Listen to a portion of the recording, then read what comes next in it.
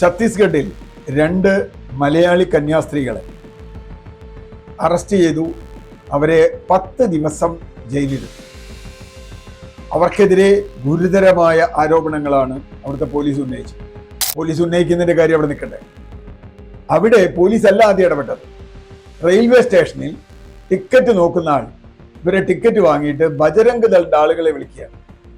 ബജരംഗ് ദളിന്റെ ആളുകളെ വിളിച്ച് ഇവരെ ഇവിടെ ടിക്കറ്റ് ഉണ്ട്, ടിക്കറ്റ് ഇല്ലാതൊന്നുമില്ല, വിളിച്ചിട്ട് ഇതാ ഇവരെ 3 പെൺകുട്ടികളെ കടത്തുന്നു എന്നും മതപരിവർത്തനം ചെയ്യുന്നു എന്നും ഒക്കെയുള്ള ആരോപണം ഉന്നയിക്കുകയും ബജരംഗ് ദൾ ആളുകൾ ബഹളം ഉണ്ടാക്കുകയും ഇവരെ ഫിസിക്കലായി തന്നെ അറ്റാക്ക് ചെയ്യുകയും പരിശോധിക്കുകയും, ആരെ ഇവരൊക്കെ പരിശോധിക്കാന്ന് എനിക്കറിയില്ല, ബജരംഗ് ദൾ പ്രവർത്തകർ പരിശോധിക്കുകയും അവർ പോലീസിനെ വിളിച്ചു വരുത്തുകയും പോലീസിനെ കൊണ്ട് നിർബന്ധമായി ഇവരെ അറസ്റ്റ് ചെയ്ത് ജയിലിൽ അടയ്ക്കുകയും ചെയ്തു. പറഞ്ഞിരുന്ന കുറ്റങ്ങൾ എന്താ? 1, ഇവർ കുട്ടികളെ കടത്തിക്കൊണ്ടുപോകുന്നു. 2, ഇവർ മതപരിവർത്തനം ചെയ്യുന്നു. ഇപ്പോ എല്ലാം കൃത്യമായി അവർ മതപരിവർത്തനം നടത്തുന്നില്ല. ഈ കുട്ടികൾ 2 കുട്ടികൾ 3 കുട്ടികളിൽ 2 കുട്ടികൾ ഓൾറെഡി ക്രിസ്ത്യാനികളാണ്. 3 കുട്ടികളുടെയും മാതാപിതാക്കൾ പറഞ്ഞു ഞങ്ങൾ അറിഞ്ഞിട്ടാണ് ഇവരെ കൊണ്ടുപോകുന്നത്. അപ്പോൾ കടത്തം തീർന്നു. പിന്നെ എന്താ കാര്യം?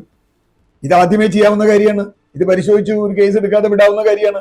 പക്ഷേ പ്രാദേശികമായ ഭരണകക്ഷിയുടെ, അവിടുത്തെ ഭരണകക്ഷി BJP ആണ്.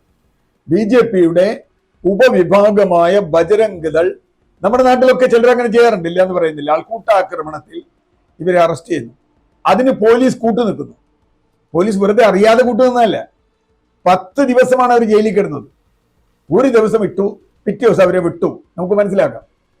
കേരളത്തിൽ നിന്നുള്ള MP-മാർ നിരവധി പേർ, പല മറ്റ് സ്വതന്ത്ര MP-മാർ, ഞാൻ മനസ്സിലാക്കുന്നത് പ്രിയങ്ക ഗാന്ധി പോലെയുള്ള ആളുകൾ അടക്കം ഇതിൽ ഇടപെടുന്നു. കേരളത്തിൽ നിന്നുള്ള UDF-ന്റെയും LDF-ന്റെയും സംഘങ്ങൾ അവിടെ ചെല്ലുന്നു. റോജി M. ജോണൊക്കെ ആദ്യം മുതൽ അവിടെയുണ്ട്. പലരെയും നമ്മൾ പറയുന്നു. ഇവരൊക്കെ ചെന്ന് പറഞ്ഞിട്ടും പോലീസ് വഴങ്ങുന്നില്ല. പോലീസ് കോടതി ഹാജരാക്കി. നിർബന്ധമായി ഇവർക്ക് റിമാൻഡ് ആവശ്യപ്പെട്ടു. ആദ്യത്തെ കോടതി റിമാൻഡ് ചെയ്തു. 2ാമത്തെ സെഷൻ കോടതിയിൽ ചെന്നു, അവിടെ റിമാൻഡ് ചെയ്തു. 3ാമത് ഇപ്പോൾ ഹൈക്കോടതിയിലാണ്. അവർക്ക് ജാമ്യം കിട്ടിയിട്ടില്ലെന്നാണ് മനസ്സിലാക്കുന്നത്. എന്താണ് ഇതിന്റെ പിന്നിലെ രാഷ്ട്രീയം? ഇതിന്റെ പിന്നിലെ രാഷ്ട്രീയം വളരെ വ്യക്തമാണ്. അവിടെ വളരെ ചെറിയ ന്യൂനപക്ഷമാണ് ക്രിസ്ത്യാനികൾ. കേരളത്തിലെ പോലെയല്ല. കേരളത്തിൽ നിന്ന് ആലോചിക്കുമ്പോൾ അത് വേറെയാണ്. വളരെ ന്യൂനപക്ഷമായ ക്രിസ്ത്യാനികൾ. അവിടെ മാവോയിസ്റ്റുകൾ വലിയ തോതിൽ ഇടപെടുന്ന ഒരു സ്ഥലമാണ് ഛത്തീസ്ഗഡ്. ആദിവാസി ദളിത് വിഭാഗങ്ങളിൽ മാവോയിസ്റ്റുകൾക്ക് നല്ല സ്വാധീനമുണ്ട്. അവർക്ക് ഒരു അല്പം വ്യത്യാസം വരുന്നത് ക്രിസ്തീയ സഭകൾ ഇടപെടുമ്പോഴാണ്. ആദിവാസി ദളിത് വിഭാഗങ്ങൾക്ക് വിദ്യാഭ്യാസം, ഇപ്പൊ കേരളത്തിലും അങ്ങനെ തന്നെ ഉണ്ടായിട്ടില്ല. ഇതിപ്പോ അവിടുത്തെ പുതിയൊന്നുമല്ല.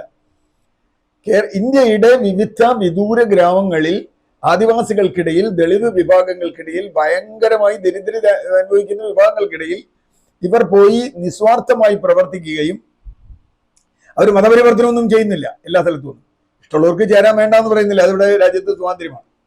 അങ്ങനെ പ്രവർത്തിച്ചു വരുന്ന കേരളത്തിൽ നമ്മൾ നോക്കിയാൽ കേരളത്തിൽ നിന്നാണ് ഏറ്റവും കൂടുതൽ ആളുകൾ പോയിട്ടുള്ളത്. അത് മറ്റേ നമ്മുടെ വടക്ക് കിഴക്കൻ മേഖല, ആസാം, അതിനപ്പുറമുള്ള മറ്റേ 7 സിസ്റ്റേഴ്സ് എന്ന് പറയുന്ന നാഗാലാൻഡ്, ത്രിപുര, എല്ലാ സ്ഥലത്തും അവരുണ്ട്. ഒറീസയിൽ ധാരാളമുണ്ട്, ജാർഖണ്ഡിലുണ്ട്, മധ്യപ്രദേശിലുണ്ട്, പ്രത്യേകിച്ചും ഈ പിന്നോക്ക വിഭാഗങ്ങളിൽ. ഇതൊരു അത്ഭുതമല്ല. പക്ഷേ ഇവരെ പിടിച്ചിട്ടത് അവിടെ വലിയ തോതിലുള്ള വർഗീയ വിഭജനം ഉണ്ടാക്കാനാണ്. വളരെ ന്യൂനപക്ഷമായ ക്രിസ്ത്യാനികൾക്കെതിരെ ഞങ്ങൾ ഇതാ പടപൊരുതുന്നു ഹിന്ദുക്കളെ രക്ഷിക്കാൻ എന്ന രൂപത്തിൽ. ഒന്നാമത്തെ കാര്യം, ഈ ആദിവാസി ദളിതിന് എപ്പോഴാണ് ഹിന്ദുവായി എന്ന് എനിക്കറിയില്ല. അടുത്ത കാലം വരെ ഇവരുടെ അമ്പലങ്ങളിൽ പോകാൻ പാടില്ല, ഇവരെ തൊടാൻ പാടില്ല, ഇവർക്ക് ഇരിക്കാൻ പാടില്ല എന്നുള്ളതാണ്. അയിത്തൊക്കെ ഇപ്പോഴും ആചരിക്കുന്ന ആളുകളാണ് ഇവർ. അവർ ക്രിസ്ത്യാനി ആയിക്കോട്ടെ, അവരൊന്നുമില്ലെങ്കിൽ അല്ലാണ്ടായിക്കോട്ടെ, ഇന്ത്യയിൽ മതസ്വാതന്ത്ര്യം അനുവദിക്കുന്ന ഒരു സംസ്ഥാനമാണ്. ന്യൂനപക്ഷ അവകാശങ്ങളുള്ള സംസ്ഥാനമാണ്. ന്യൂനപക്ഷങ്ങൾക്ക് വിദ്യാഭ്യാസം നടത്താൻ, വിദ്യാഭ്യാസ സ്ഥാപനം നടത്താൻ, ഈ അവകാശങ്ങളൊക്കെ ഭരണഘടനയിലും ഒക്കെ ഉണ്ട്. എന്നിട്ട് അവിടെ ഒരു നിയമമുണ്ട്.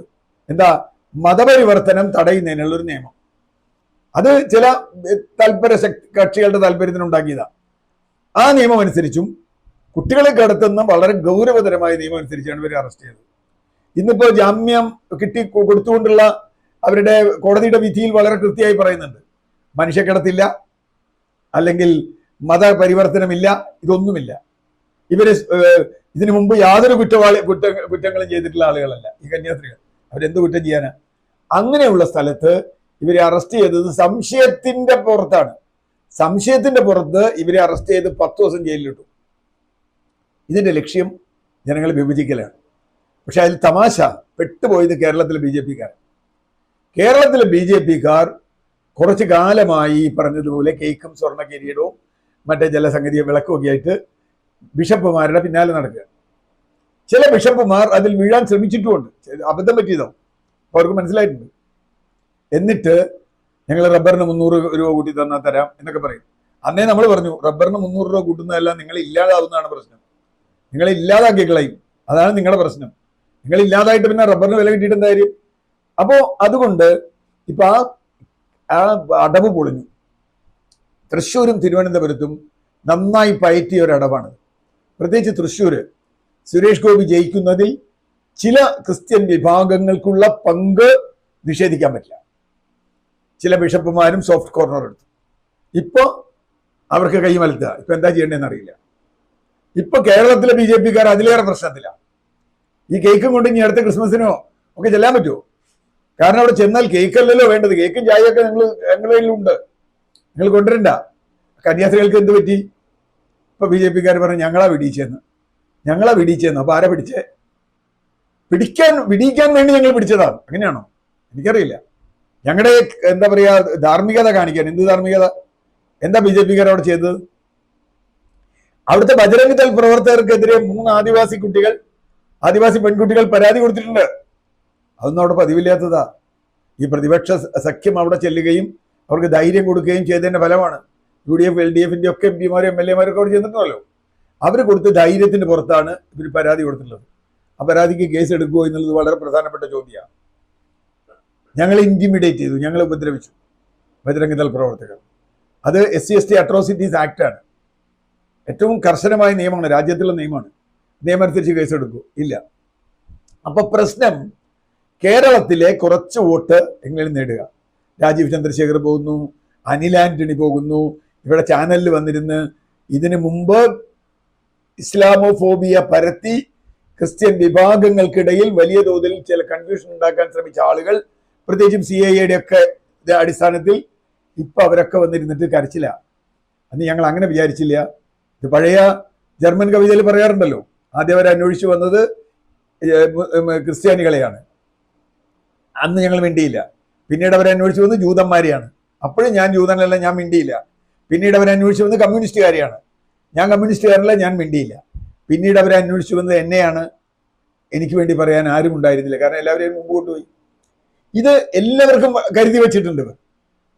കേരളത്തിൽ ഒരു അടവ് നയം പ്രയോഗിക്കുന്നു എന്നതൊഴിച്ചാൽ കരുതി വെച്ചിട്ടുണ്ട്. അപ്പൊ BJP-യെ സംബന്ധിച്ചിടത്തോളം ഇനി കേരളത്തിൽ ക്രിസ്ത്യൻ വോട്ടിന് കേക്കും കൊണ്ട് ചെന്നാൽ കിട്ടില്ല. കാരണം അവർക്ക് മനസ്സിലായി സത്യക്രിസ്ത്യാനികൾ. കാരണം ഇതിനു മുമ്പ് തന്നെ സ്റ്റാൻ സ്വാമിയുടെ കാര്യത്തിൽ കന്ധമാലിൽ, ഒറീസയിലെ കന്ധമാലിൽ ട്രൈബ് ക്രിസ്ത്യാനികൾ, അവരുടെ കാര്യത്തിലൊക്കെ നമ്മൾ കണ്ടിട്ടുള്ളതാണ്. ഇവർക്കൊരു സംശയമില്ല. ഇവരുടെ പുസ്തകത്തിൽ, ഗുരുജി ഗോൾവാൾക്കറിന്റെ പുസ്തകത്തിൽ 3 ശത്രുക്കളെ വെച്ചിട്ടുണ്ട്. അതിലൊന്ന് മുസ്ലിങ്ങളാണ്, 2 ക്രിസ്ത്യാനിയാണ്, 3 കമ്മ്യൂണിസ്റ്റാണ്. കമ്മ്യൂണിസ്റ്റുകാർ ഇപ്പോൾ ലോകത്ത് ഏതാണ്ട് ഇല്ലാണ്ട്. അപ്പോൾ പിന്നെ അവരെയൊന്നും പേടിക്കേണ്ടതില്ല. ക്രിസ്ത്യാനികളെയും മുസ്ലിങ്ങളെയാണ് ഇവരില്ലാതാക്കുക. ഇതറിഞ്ഞ് BJP-യെ നേരിടാൻ കഴിയുന്നവരെ പിന്താങ്ങുക എന്നത് മതന്യൂനപക്ഷങ്ങളുടെ കടമയാണിപ്പോൾ. BJP അഖിലേന്ത്യാ തലത്തിൽ നേരിടാൻ കഴിയുന്ന ആ രാഷ്ട്രീയ ശക്തികൾ അവരെ അവർ തിരിച്ചറിയണം. അല്ലാതെ വേറെ വിരിമാറ് കാട്ടി 36 ഇഞ്ചിന് കാട്ടിയിട്ടൊന്നും ഒരു കാര്യമില്ല. അതുകൊണ്ട് കേരളത്തിലെ BJP-കാർക്ക് തലപൊക്കി നടക്കാൻ കഴിയാത്ത ഒരു രാഷ്ട്രീയ സാഹചര്യം ഏറ്റവും ചുരുങ്ങിയത് ക്രിസ്തീയ ഭവനങ്ങളിലെങ്കിലും ഉണ്ടായിട്ടുണ്ട് എന്നാണ് ഞാൻ കരുതുന്നത്.